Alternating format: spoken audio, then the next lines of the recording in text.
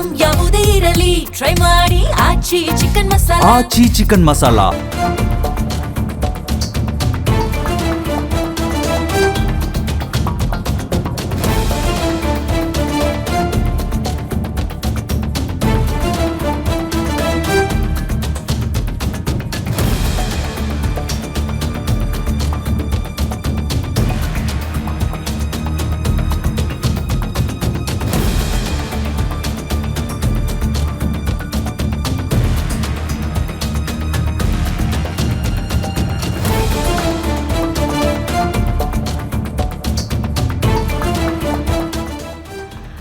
CM ಸಿದ್ದರಾಮಯ್ಯನವರು ಮನೆಯಲ್ಲಿ ಒಂದು ಮಹತ್ವದ ಮೀಟಿಂಗ್ ಅನ್ನೋದ್ರ ಬಗ್ಗೆ ಅಪ್ಡೇಟ್ ಗೊತ್ತಾಗ್ತಾ ಇದೆ.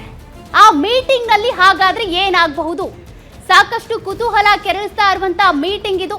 ಹಾಗಾದ್ರೆ ಸಿಎಂ ಸಿದ್ದರಾಮಯ್ಯನವರ ಮನೆಗೆ ಯಾರೆಲ್ಲ ಬರ್ತಾರೆ? ಹಿರಿಯ ಶಾಸಕರು, ಸಚಿವರೆಲ್ಲರೂ ಕೂಡ ದೌಡಾಯಿಸ್ತಾ ಇದ್ದಾರಂತೆ. ಹಾಗಾಗಿ ಸಿದ್ದರಾಮಯ್ಯ ಏಕಾಏಕಿ ಅವರ ನಿರ್ಧಾರದಿಂದ ಈಗ ಕಾವೇರಿದಂತ ಒಂದಷ್ಟು ರಾಜಕೀಯ ಚಟುವಟಿಕೆಗಳು.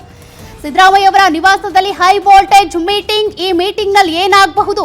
ಏನಾದ್ರೂ ಟರ್ನಿಂಗ್ ಪಾಯಿಂಟ್ ಇದೆಯಾ ಮೀಟಿಂಗ್ ನಲ್ಲಿ? ಹೈಕಮಾಂಡ್ ನಿರ್ಧಾರದ ಪಿನ್ ಟು ಪಿನ್ ಮಾಹಿತಿ ಕೊಟ್ಟಂತ ಸಿದ್ದು ಹಿರಿಯ ಶಾಸಕರು, ಸಚಿವರಿಗೆ ಮಾಹಿತಿ ಕೊಟ್ಟಿದ್ದಾರೆ. ಹೈಕಮಾಂಡ್ ನಿರ್ಧಾರಕ್ಕೆ ನೀವು ಬದ್ಧರಾಗಿರಬೇಕು, ಹೈಕಮಾಂಡ್ ನಿರ್ಧಾರವೇ ಅಂತಿಮ ನಿರ್ಧಾರ ಅಂತ ಹೇಳಿದ್ದಾರಂತೆ. ಹೀಗಾಗಿ ಸರ್ಕಾರ ಮತ್ತು ಪಕ್ಷದಲ್ಲಿ ಆಗಬೇಕಾದ ಬದಲಾವಣೆಗಳ ಬಗ್ಗೆ ಹೇಳಿದ್ದೇನೆ, ಅದನ್ನ ಹೈಕಮಾಂಡ್ ಮಾಡುತ್ತೆ ಅನ್ನುವಂಥ ವಿಶ್ವಾಸದಲ್ಲಿ ನಾನಿದ್ದೀನಿ. ಇದು ಸಿದ್ದರಾಮಯ್ಯನವರ ಮಾತು.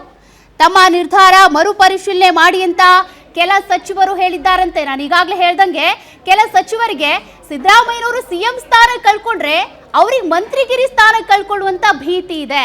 ಹಾಗಾಗಿ ಕೆಲ ಸಚಿವರು ಒತ್ತಾಯಿಸ್ತಿದ್ದಾರೆ ತಮ್ಮ ಸಚಿವ ಸ್ಥಾನನೂ ಉಳಿಸ್ಕೊಳ್ಬೇಕು, ಸಿದ್ದರಾಮಯ್ಯನವರು ಸಿಎಂ ಆಗಿ ಉಳ್ಕೊಳ್ಬೇಕು ಅನ್ನುವಂಥ ಕಾರಣಕ್ಕೆ ಆ ರೀತಿಯಾಗಿ ಹೇಳ್ತಾ ಇದ್ದಾರಂತೆ. ಬಟ್ ಅದೆಲ್ಲವೂ ಚೇಂಜಸ್ ಆಗುವಂಥ ಸನ್ನಿವೇಶ ಸದ್ಯಕ್ಕಂತೂ ಇಲ್ಲ.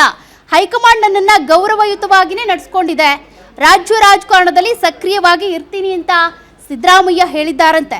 ಹಾಗಾಗಿ ಯಾವುದೇ ಕಾರಣಕ್ಕೂ ಹೈಕಮಾಂಡ್ ವಿರುದ್ಧ, ಹೈಕಮಾಂಡ್ ತೀರ್ಮಾನದ ವಿರುದ್ಧ ನಾನು ಹೋಗಲ್ಲ ಅನ್ನೋದು ಸಿಎಂ ಸಿದ್ದರಾಮಯ್ಯನವರ ಮಾತು. ಹಾಗಾಗಿನೇ ಹೈಕಮಾಂಡ್ ಏನು ಹೇಳಿದೆಯೋ ಆ ನಿರ್ಧಾರಕ್ಕೆ ನಾನು ಬದ್ಧ, ನೀವು ಬದ್ಧರಾಗಿರಿ ಅಂತ ಸಚಿವರಿಗೆ, ಶಾಸಕರಿಗೆ ಹೇಳಿದ್ದಾರಂತೆ.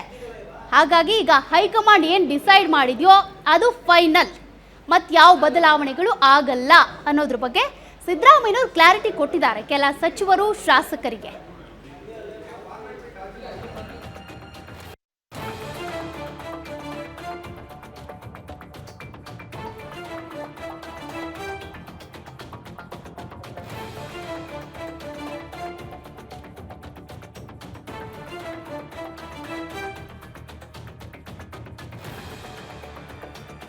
ಹಂಗಿದೆ ಸದ್ಯ. ಈಗ ಹಿರಿಯ ಶಾಸಕರು, ಸಚಿವರು ಅವರಿಗೆ ಸಿಎಂ ಸ್ಥಾನಕ್ಕೆ ರಾಜೀನಾಮೆ ಕೊಡಬೇಡಿ ಅಂತಿದ್ದಾರಂತೆ.